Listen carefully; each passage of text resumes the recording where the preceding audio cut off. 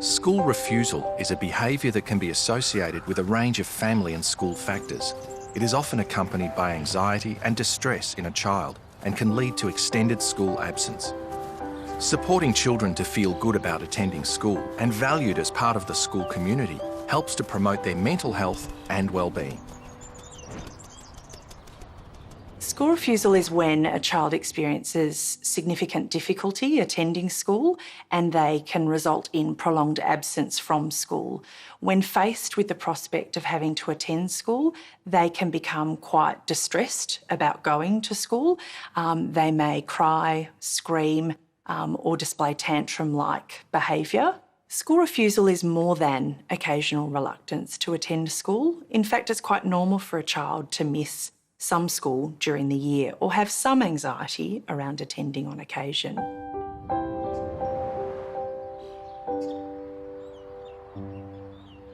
Some of the signs or red flags for school refusal are trouble in the morning on school days. These children can be teary and plead to stay home.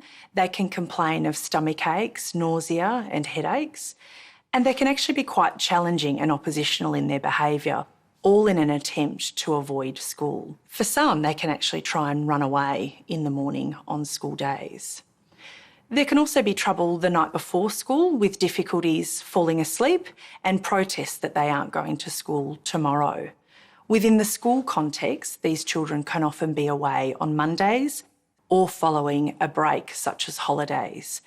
They can also be late to school and might spend time in the sick bay. Another red flag is those children who avoid activities beyond the classroom. Things such as swimming days, sport carnivals and camps can often be missed. The children to keep an eye on are those who aren't engaging in the school activities.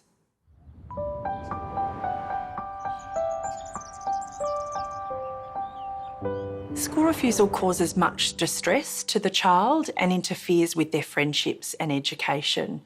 It also causes great stress for parents and school teachers. We know that the more time the child is away from school, the more difficult it is for them to return and resume normal school life. Over time, it can lead the child to feel less able to cope, and it may actually start to generalise to other situations. The child may start to avoid other activities like social events or sporting clubs, and may actually start to avoid leaving the house in general. Unmanaged school refusal can be a recurrent problem throughout a child's school years. Children may be at risk of mental health problems as well as early exit from school in later years. Therefore, early intervention is essential. We need to identify these children and act promptly.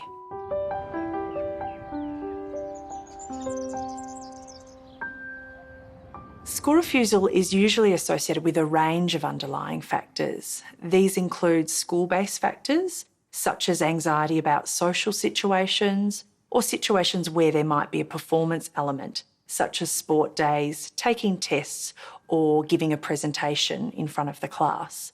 All of these can be overwhelming for some children. There can also be peer issues such as bullying or social isolation, and issues with learning and academic problems. And for some, there can be difficulties or conflicts with teachers. At a home level, there may be anxiety about being separated from a parent.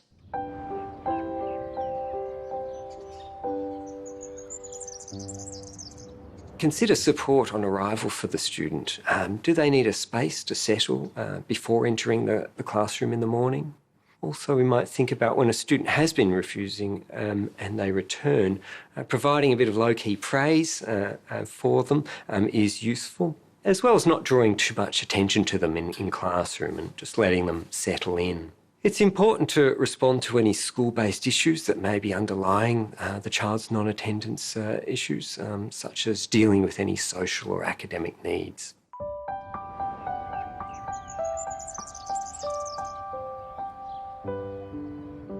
Creating a school environment that promotes connectedness and acceptance of diversity may really act to reduce some of the barriers to school attendance. This can reduce stress, particularly for anxious children. Connectedness and engagement within schools may be fostered by providing extracurricular activities that really pique student attention, such as music or arts programs, lunchtime chess clubs or computer clubs. As well as that, establishing peer support or mentoring programs to increase a sense of connectedness amongst students at schools.